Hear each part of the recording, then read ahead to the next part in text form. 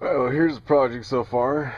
Ripping out the previous owner's truck lining job to uncover all the nasty details that were hidden under there from his poor prepping before he laid it down. And I'll show you the other side, but if I pull back you can see I've got the seat out, and we're going to be working on cutting these out, putting in new floor panels. Alright, let you guys in here a little bit. Previous owner just covered everything. I think I just did another video covered in that truck lining crap, but he never fixed the rust before he covered it. There's the bench seat out. I haven't decided to clean it up a little bit, but I'm not sure if I'm going to recover it or put in bucket seats.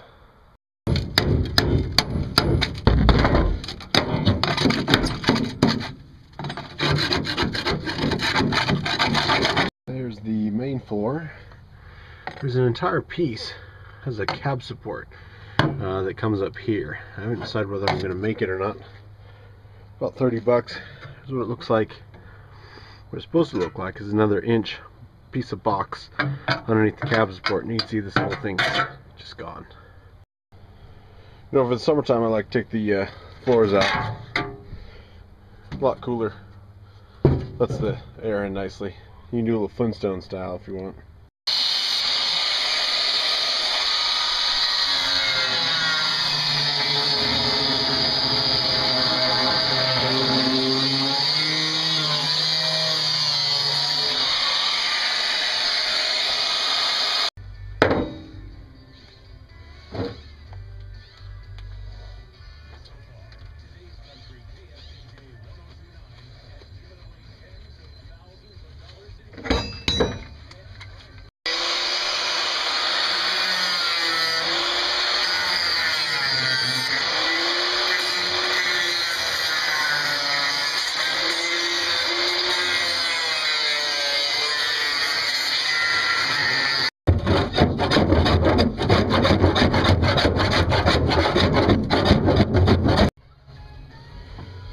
Alright, all I'm doing here is I'm taking the scrap piece and I'm painting the line, and it's going to be my safety line.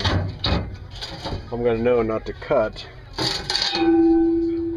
past that line because I won't have metal to cover it. Alright, here's a test board piece. What I'm doing is cutting out cardboard. Check your fit before you cut your metal. Alright, got it up. What I'm doing is I'm taking this 1x2 and building new supports all the way across. Alright, boys and girls, just getting ready to paint. We're all prepped, ready to go. I have the support piece welded back there. I don't know if you can see it. There's a second support piece under here on the rocker that was burnt through.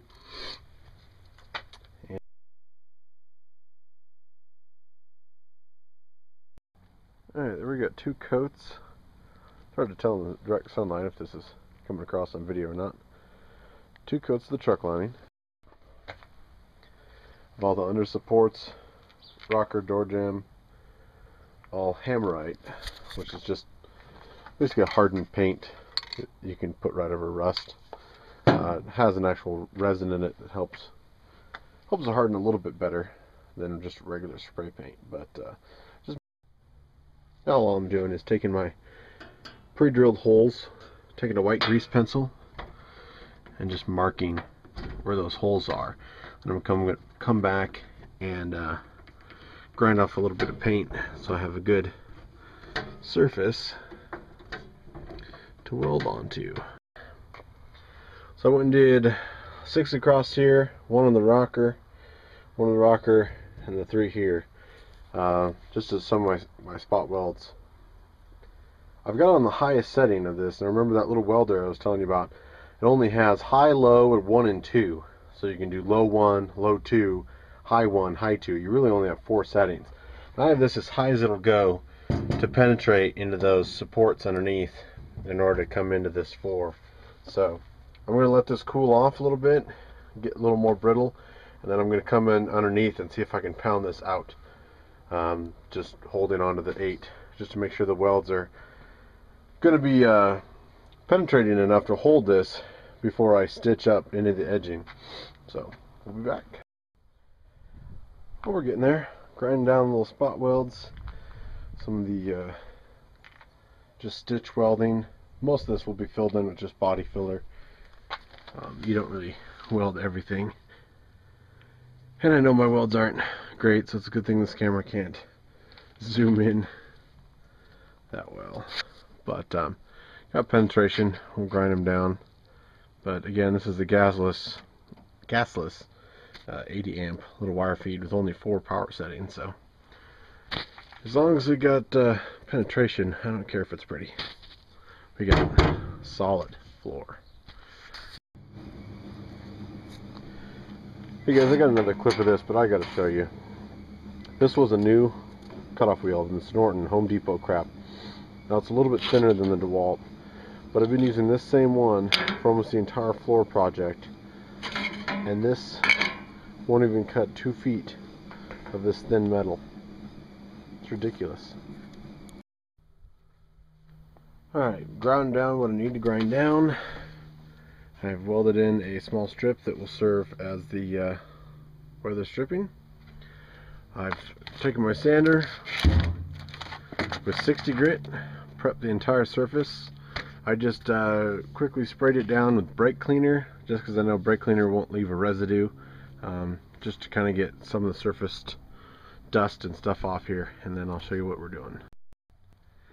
On an older project with my axles, I used one of their sample kits of the POR 15 products, and really liked it, but just haven't really decided whether to do it for the entire floor area. But I have enough in here that I might put it on some areas, and I have a little bit of the rust remover pre-primer, they call it, and then their industrial strength degreaser that you put on right before this. And so I'll show you what that looks like. But some of their other products, because I've used this and I absolutely love this, Pore Patch, which is what I'm going to be using as my sealer. They make automotive sealers for all the cracks and stuff to make things waterproof, but we're actually going to be using basically a liquid form of this POR 15 in a squeeze, which is essentially a little bit thicker than this, only in a squeeze tube. Now they also have a 2-part epoxy. Everyone has 2-part epoxies, but I decided to give theirs a try. I've never used this before. Supposedly because it's water soluble, it's not quite as nasty to work with. Cures chemically, won't shrink or crack, stays in place, hardens like steel, mixes like clay, can be sanded, drilled, painted. Very similar to most 2-part epoxies. The difference with this is because it is water soluble, you can actually sort of smooth it out with slightly damp hands with your fingers, and it takes away a lot of the sanding afterwards that you have to do. So we're going to give that a shot.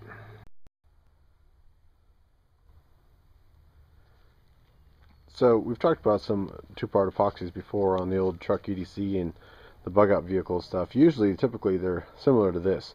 There's a center core of a hardener, and the outside is the structural material. The A and B in here equal amounts, and basically mix them till they're the same color. You've got a darker and a lighter, and that's very common with any of these, so you can tell. I am going to wear gloves just to keep the sticky mess off me. So, well, it's not too bad to work with. It's about typical 2-part epoxy. I'm only going to cut off a little bit at a time, but sort of last minute I decided to use that to push into all the seams up front, and then I'll POR 15 over that just to make sure that we got a complete waterproof seal. I used a bit over here because I couldn't really get the grinder up here to smooth this area out, and I will putty and mold up this section here. I am a novice, so I actually had a little gap up there, but you know, for my first time in a little welder, it's not too bad. Solid as a rock. Alright, well, I degreased it, and I just got done doing the metal ready, which is their sort of their pre-primer, rust remover, and metal etcher. That's what they call it. It's the last step before adhering the actual Port 15 product. You can see it has a similar effect than the naval jelly, but even on these spots where I ground through the paint over the epoxy, still not 100% sure I really like that epoxy. I can still kind of put my fingernail into it, but I mean, it's been a little chilly at night, but the days are in mid-60s, so I'm not really sure. You do have to wash off that metal etcher just like you did the navy jelly. So right now I'm just letting it dry, and then we're going to see how far that Port 15 that I've got left in that can from a previous project, how far that'll go, and then that'll determine how much probably bed lining I just spray on here. Something to keep the surface rust off until we continue on the project. But that's what she's looking like so far. Pretty darn good.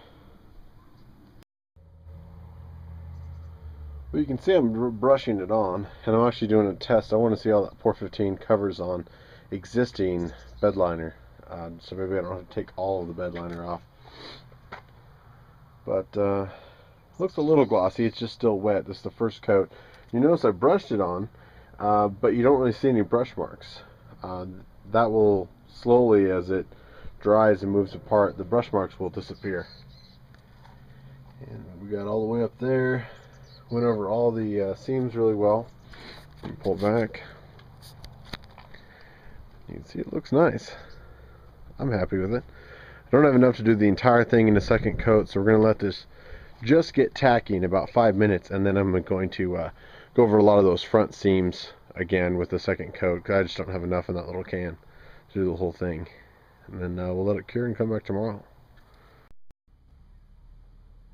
Alright, second coat over the joints are done. We're going to let this dry now, but I'm happy with it. For a complete novice, putting in new floorboards, only other thing I've ever welded was my bumper and a few small projects. Learn as you go.